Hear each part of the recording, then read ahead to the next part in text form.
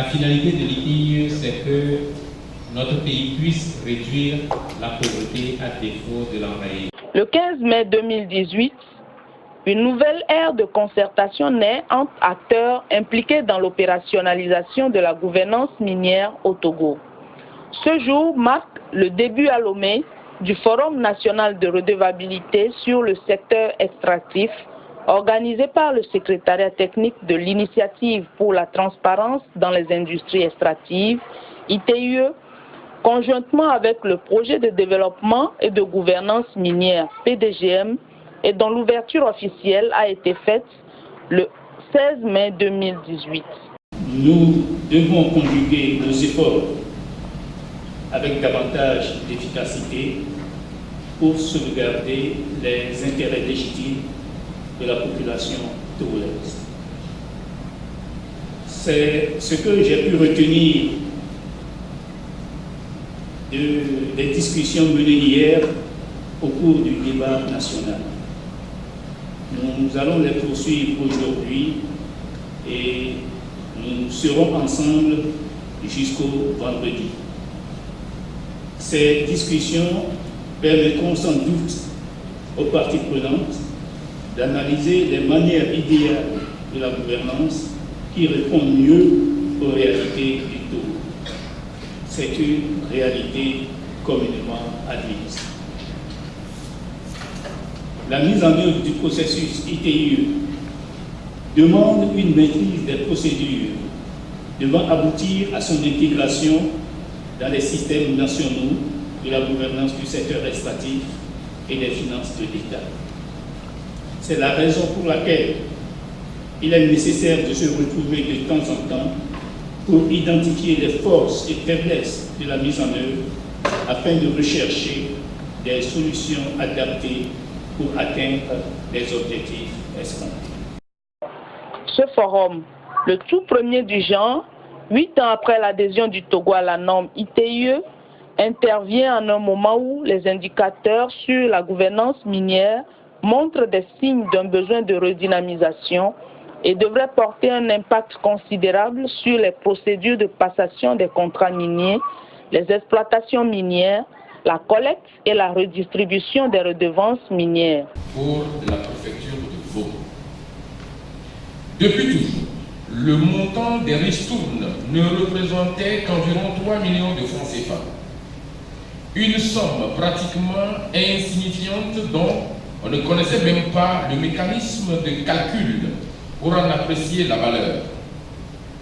Dans le rapport ITIE 2010, nous avons pu lire que les taxes professionnelles et les taxes foncières sont ristournées à 50% et la taxe d'enlèvement d'ordures est ristournée à 100%. Sur la base de cette information, la délégation spéciale de la préfecture de Vaud a demandé et obtenu de discuter avec l'administration fiscale qui a apporté de plus amples informations sur les ristournes.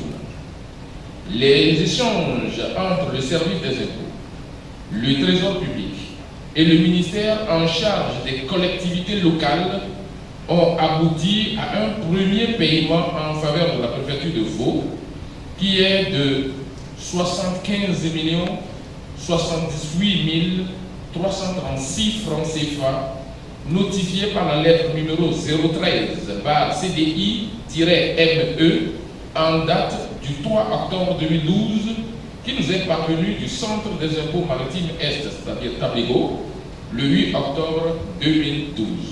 Cette activité revêt d'une importance capitale parce qu'elle fait suite au cheminement d'un processus enclenché en 2010 avec l'adhésion du Togo à la norme ITIE.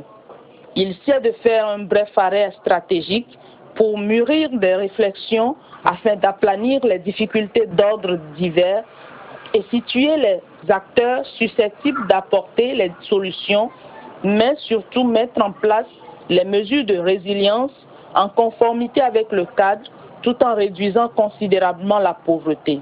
Recommandations entre les entités déclarantes. Les recommandations suivantes ont été formulées. Première recommandation, Demander à chaque entité déclarante de désigner un point focal de l'ITIE et son adjoint pour la mise en œuvre et le suivi des directives de la norme ITIE. Deuxième recommandation. Demander à l'ITIE de prévoir des programmes annuels de renforcement de capacité de 7 points focaux désignés dans les entités déclarantes. Troisième recommandation. Demander à l'ITIE de concevoir un calendrier annuel de collecte des données à soumettre aux entités déclarantes avec les échanges à observer. Quatrième recommandation. Demander à l'ITIE de revoir le délai de soumission des déclarations annuelles et le porter à 2 mois. Cinquième recommandation. Nécessité pour les entreprises déclarantes de dématérialiser leurs opérations en mettant en place des systèmes informatisés de collecte des données et accessibles à tout moment. Sixième recommandation. Nécessité pour l'OTR de déployer le système Cyclonia Plus dans les structures informatisées des entités déclarantes et former les points focaux à son utilisation. Septième recommandation. Demander à l'ITIE d'harmoniser les lignes des fiches de déclaration avec celles prises en compte par l'OTR.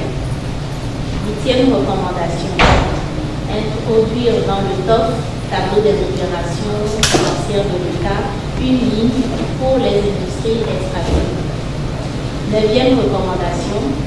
Introduire les valeurs de l'ITIE lors des négociations de contrats avec les opérateurs économiques.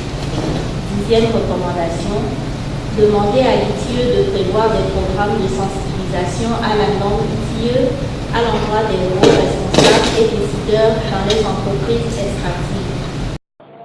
Néanmoins, il faut solliciter une implication des médias privés en nombre considérable, comme l'a indiqué Blaise Aignan, membre du comité de pilotage de l'ITIE au Togo.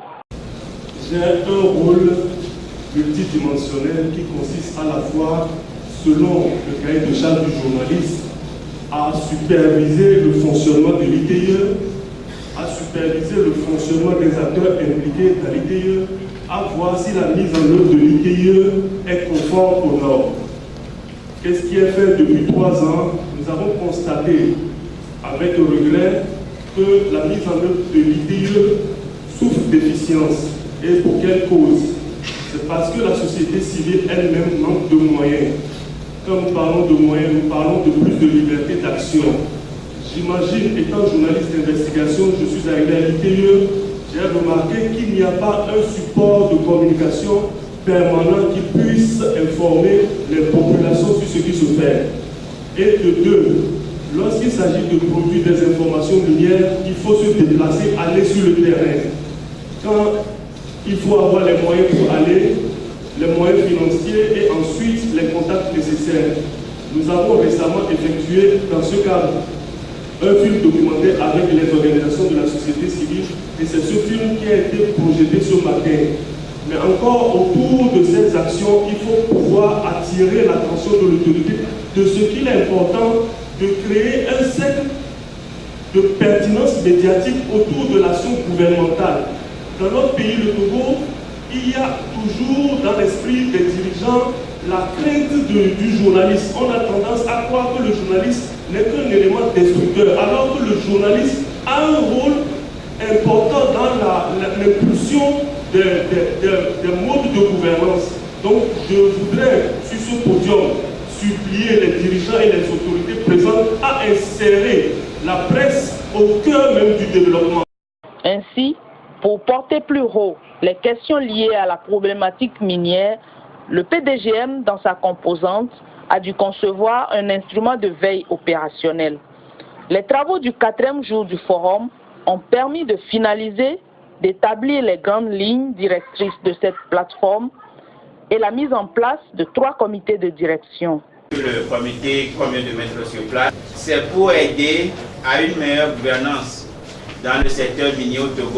Ce forum à tout point de vue est une réussite et montre que les responsables tant des médias, de la société civile, des industries extractives, de l'administration publique et les coordinations respectives du secrétariat technique de l'ITIE et du PDGM, un véritable outil au service de la bonne gouvernance minière, sous la bienveillance de toutes les opinions et forces vives, preuve d'une dynamique en cours dans le secteur.